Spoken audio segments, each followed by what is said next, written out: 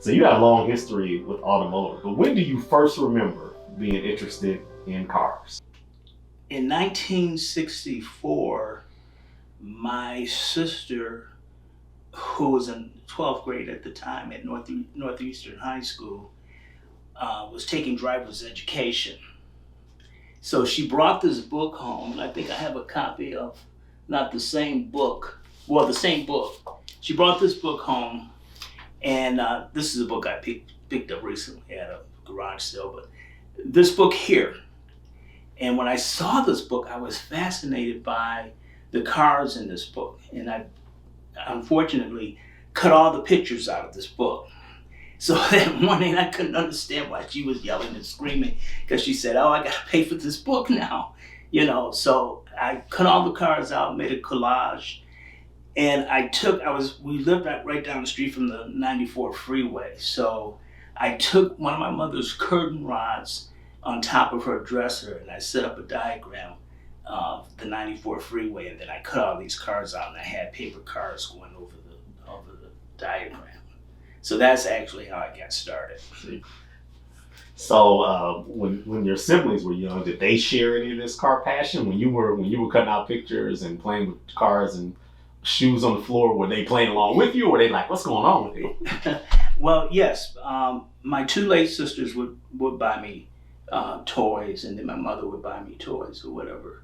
And then I would it was a hobby shop not too far. I would get on my bicycle and I would go to this particular hobby shop. But what really started me, and it stayed with me all these years, I would say in year 1965, was the neighborhood teenager Kenny Corey. And Kenny Corey invited me into his home. And when I walked into that room, he had all these models on the shelves, and he was working on these models that were new for 1965, but he had older models on display as well from the early 60s. I was fascinated with that, and I stayed with it all these years. When did you get interested in like designing cars and being that? Were you always artistically inclined to draw and create stuff, or when did you get interested in that part? My all-time goal in life was to become a car designer. I went to Bobia Middle School in the early 70s, and I had a teacher by the name of Mrs. Melanoff, Rhonda Melanoff, and she had me to draw different things. And she entered me, and I had the picture, in a contest where I won a Detroit News contest for my drawing. And it was a dragster of a gas tanker truck, believe it or not, in another car. So this is the award that I received. This was in, I think, 1970, going into 71. And from Mrs. Melanoff's art class. This is a book on what Mrs. Melanoff, when I was in 7th grade again, and she inspired me to put together a book and to design my own cars. And so that's basically what I did. So yeah, this is a lot of drawings that I thought was cool at the time. Pinto, they don't even make Pintos anymore, but this was in like the early 70s. But she said this was remarkable. She said, "I have a feeling someday that you're going to be a part of some books or the history of automobiles." And that's what she told me. When I was in the 9th grade, I applied to Cass Tech, and I got accepted at Cass Tech. But then I also applied to Henry Ford High School at that time. And it was a teacher by the name of Mr. Randolph.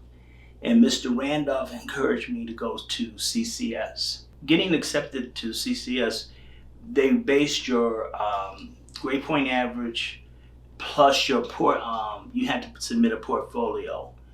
And I submitted my grade point average and my portfolio, and it was an instructor by the name of Del Coates. He was over the art department, or automotive industrial design department.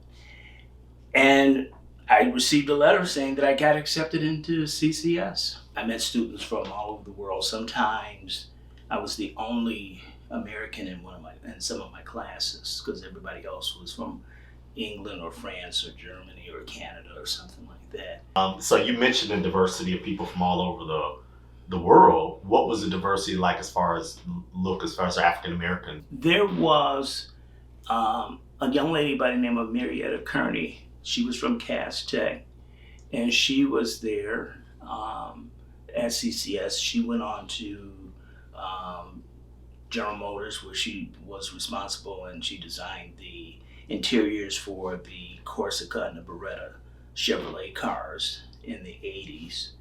And myself and probably two other individuals were the only African Americans in the classroom. Unfortunately, my mom took sick, and so I had to step in and take care of her. What happened was CCS was in walking distance to the main library on Woodward Avenue.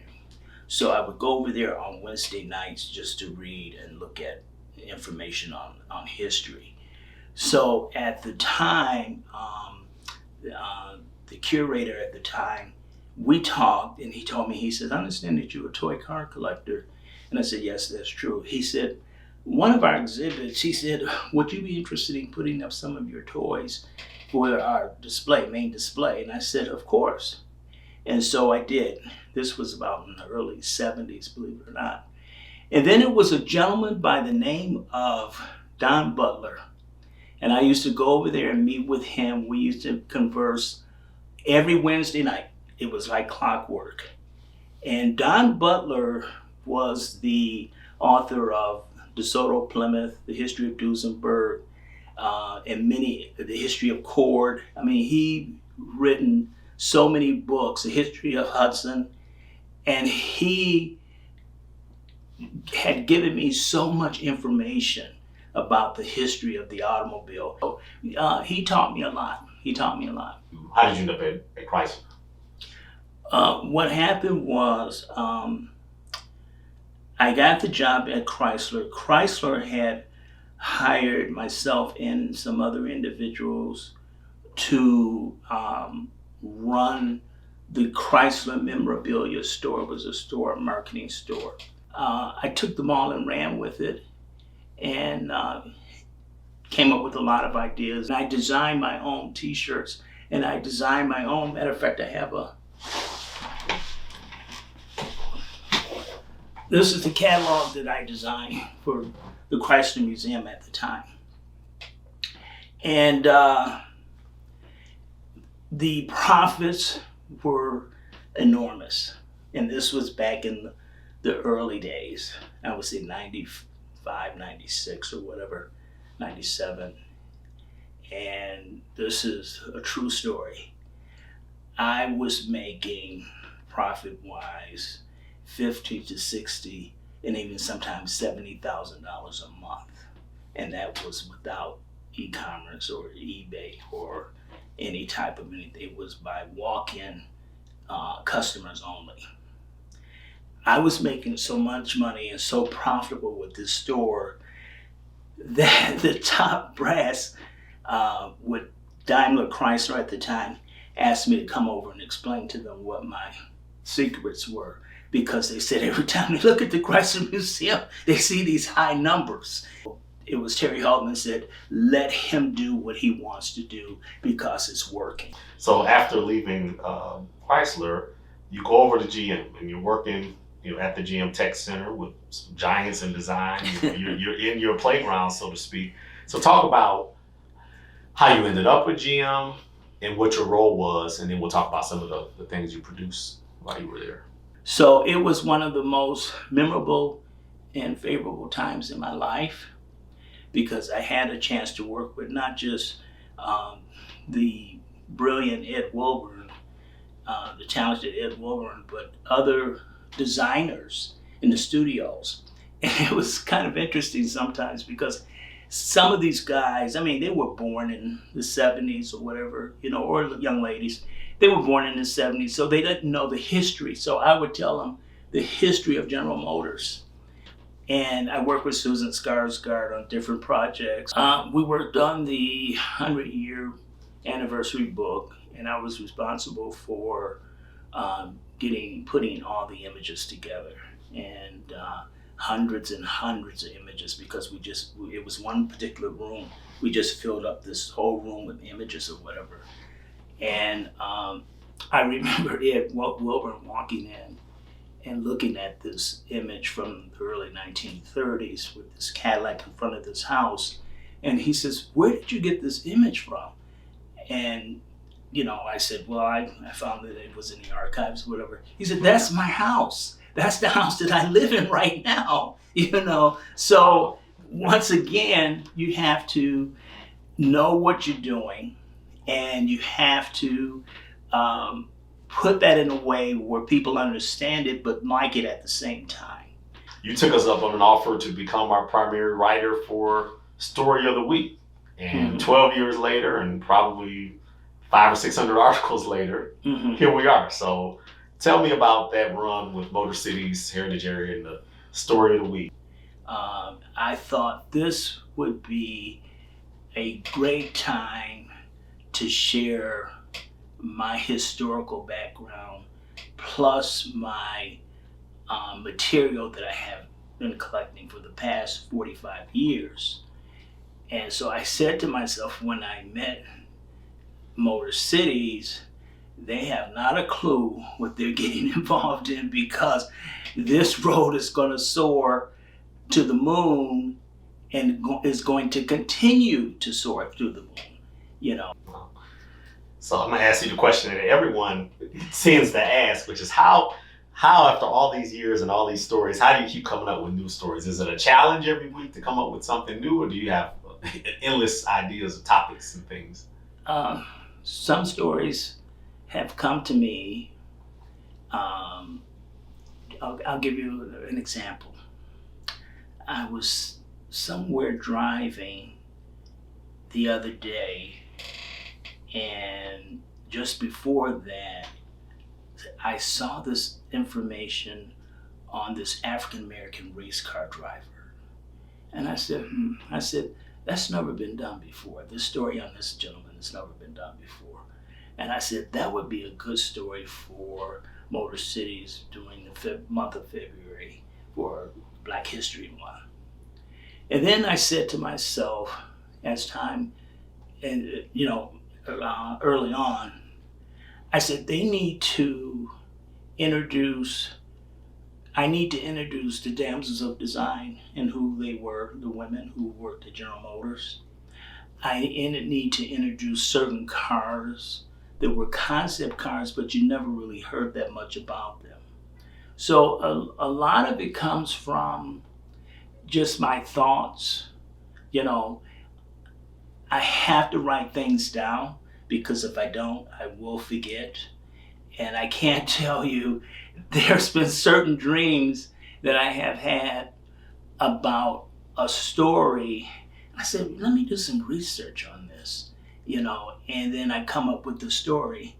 Through all of those things, for all these years, all these, the transitions through CCS and Chrysler and GM and the Auto History Collection, and even working with MotorCities to the present, you've always continued to collect the automobile memorabilia and the collectibles and the toys. So You said you started going to shows in the 1960s. As a young African-American man in that space, how was it then? I mean, how was it when you walk into this, this hobby that you probably weren't, likely many of you in it? What was it like back then? Well, for starters, when I first joined, some of it was good and some of it was not too good. And I was a little boy at the time, 11, 12 years old.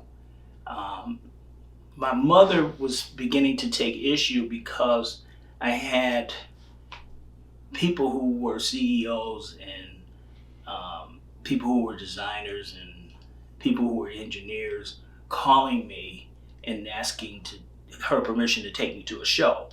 So she said, what is going on here? I was one of the first African Americans. And so it was 1971, and I met about maybe 20 people at the time. And I've stayed with it all these years.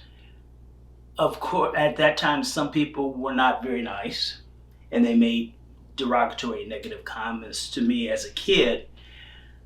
But my goal was, I was not going to let no one stand in the way of what I wanted to do as far as collecting. And I can honestly say that some of the individuals who I met at that particular time, my good friend Ron Kanapka and others, I'm still good friends with today. In the late 1990s, I came up with my own publication. And the publication was called Miniature Car Quarterly. And I wanted to introduce to collectors the true stories in the history of collecting toy cars. And it was based upon me working with the individuals who some actually had the companies to produce these cars and to tell their stories of how these cars were made and assembled. So what advice would you offer to someone who's listening to this, who's enthusiastic about, that they're the young Bob who was making the I-94 diorama and cutting out the pictures of the book? What do you say to a young person who's looking at this now and just getting started on this whole thing? I would say don't discourage because there's so many things out here. I started out with mini collectors, and people find other avenues of how they want to live their life and do things or whatever. And the history, sort of speak, falls at the wayside. And you can't, if you love history, or you love whatever you want to do, it's always encouragement to put your faith first and then move ahead and do what you want to do. And don't let anyone interfere with that.